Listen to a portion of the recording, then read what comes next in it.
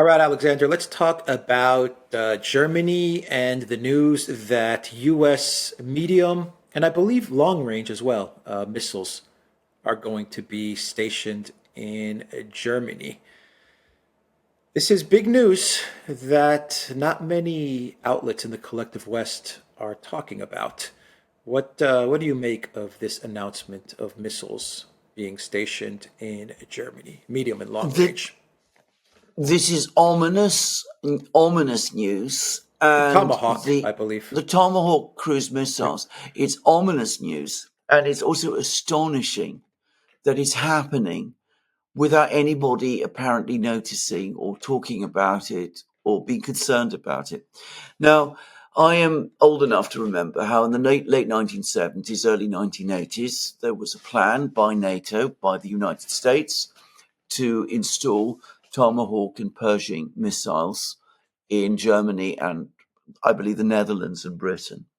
And there was an enormous outcry about this.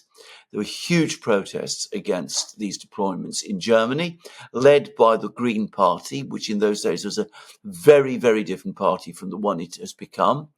There were huge protests in Britain.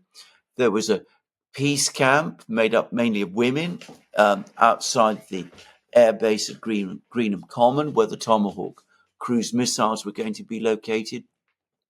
It became, for a time, the single biggest political subject in Western Europe. And it undermined ultimately the ability of the Western powers to proceed with this because there was so much opposition to these cruise missile and Pershing missile deployments that very grudgingly and against the wishes of the Pentagon, the then president, Ronald Reagan, proposed what was called the zero option, whereby NATO would scrap these weapons if the Russians scrapped analogous medium range weapons of their own, the so called SS 20s.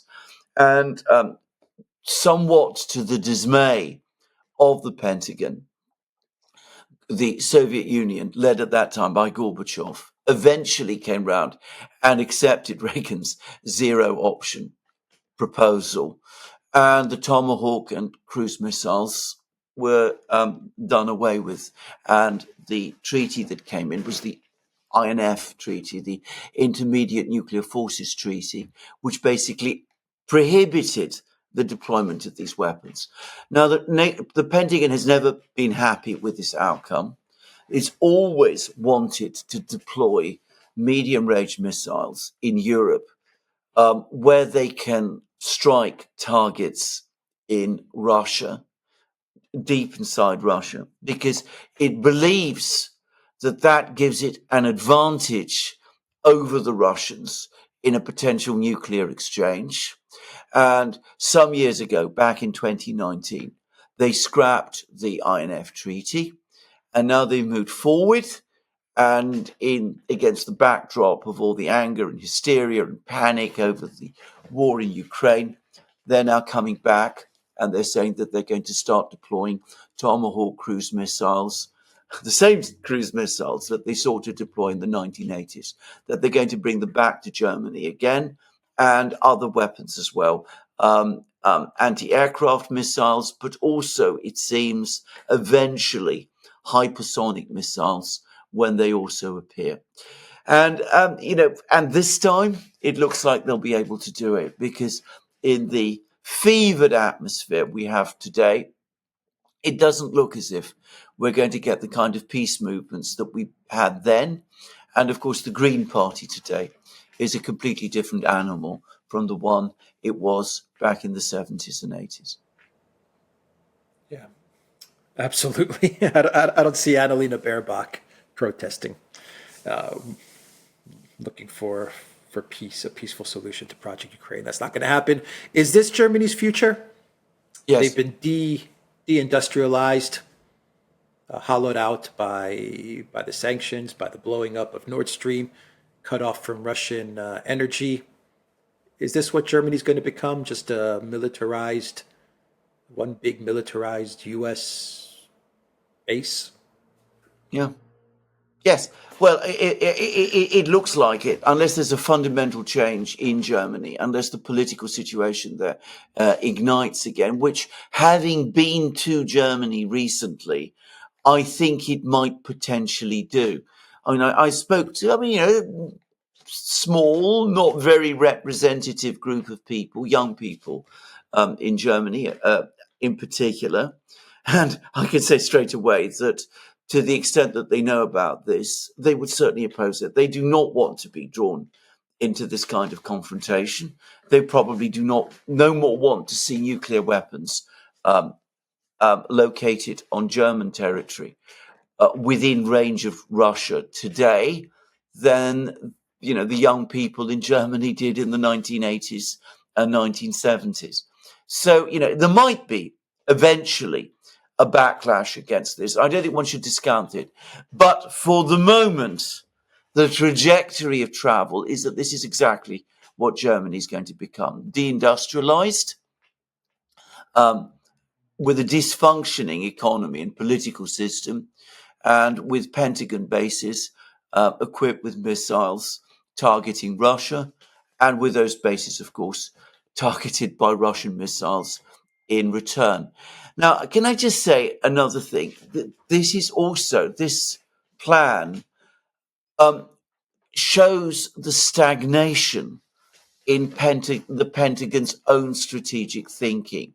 Because whilst I think that back in the 1980s, deploying cruise missiles and Pershing ballistic missiles in Germany did indeed give the Pentagon, or would have given the Pentagon, a genuine strategic advantage over the Soviet Union in a nuclear exchange. Today, in the very, very different technological environment that we have with hypersonic missiles, with submarine launched, nuclear powered torpedoes, with megaton powered, warheads, with nuclear powered cruise missiles that the Russians are also in the process of producing. I don't think these advantages exist anymore. This is going to do is it's going to provoke another response from the Russians, a further military arms race, which the United States realistically cannot afford, given that it's already also locked simultaneously in an arms race with China, which also feels that these American medium range systems are potentially a threat to itself if they start to be based in the Asia Pacific region. So I don't think it's going to give the Pentagon the advantage that it presumably thinks it is. On the contrary, it's going to create a dangerous deterioration in the strategic environment, which is going to work to the disadvantage, ultimately, of the United States itself. Is that the plan that the Pentagon has? Is to get into an arms race with Russia, like what we had in the days of the Soviet Union, with the thinking being that eventually this would bankrupt Russia. I mean, are they just going back to the Soviet Union times, and that's why they're doing this, or is there something more to Well, all of this? there may be some people who think this. I mean, bear in mind, however, that the US today adds $1 trillion of debt every 3 months. Russia does not. Russia's budget deficit at the moment is running at 0.5 of GDP. I mean, it's on the face of it in a better position to sustain an arms race, at least financially, than the United States is. And the war in Ukraine has demonstrated that the Russians do have a very significant industrial capacity. And they have been more successful, much more successful, in building ballistic missiles and hypersonic missiles than the United States has been in recent years. But all right, let's put aside the Russians, because, of course, Russia is a much smaller economy still than the US is. So, in theory, you might say to yourself, well, for all our economic problems, if we engage the Russians in an arms race, they won't be able to sustain it, and it will bankrupt them. But an arms race against Russia is an arms race also simultaneously against China. Not because China and Russia are de facto allies, though they are, but because any capability that the United States acquires against Russia is a capability that the United States also automatically acquires against China. And that's going to cause the Chinese to take countermeasures as well. And of course, the Chinese economy is in much better financial shape than the American, and they have a vastly bigger industrial base than the United States does. So, yes, the United States might want an arms race with Russia, but of course, putting aside the risks inherent in that, it could also very easily find itself at that point in an arms race in China with China, which it absolutely cannot win. And I think that is, again, if this is the thinking, it is obsolete thinking left over from the Cold War, which hasn't been updated or rethought properly. Final question: what does Germany gain out of this? What do you think the thinking is from the German political class in allowing all of this? They think that by hosting American missiles, they are keeping the United States in Europe because they're worried that the US is losing interest in Europe and might uh, wander off to the Asia Pacific to focus on China instead. And since Germany can never take on Russia by itself, even if it acquires nuclear weapons for itself, I mean, Russia's a far bigger, far more powerful country. The Germans may calculate that keeping the Americans in Germany makes them more secure. I don't think it makes them more secure. I think it makes them less secure. I think it means that Germany is now at serious risk of becoming hostage to an American-Russian crisis over which it has no ultimate control. And of course, as you rightly say, the price that Germany is paying for this alliance with the United States is growing economically all the time, with deindustrialization, with all of the other many, many problems that Germany is facing, whereas its best interests overwhelmingly were to seek peace in Europe, which means ultimately peace with Russia.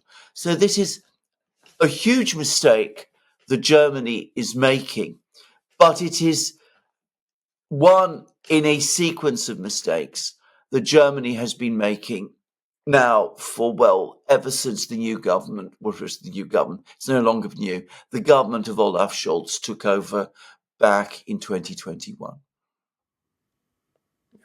I agree with you there. All right, we will end the video there. TheDuran.locals.com. We are on Rumble, Odyssey, BitChute, Telegram, Rockfin, and Twitter X. And go to the Duran shop, pick up some limited edition merch. The link is in the description box down below. Take care.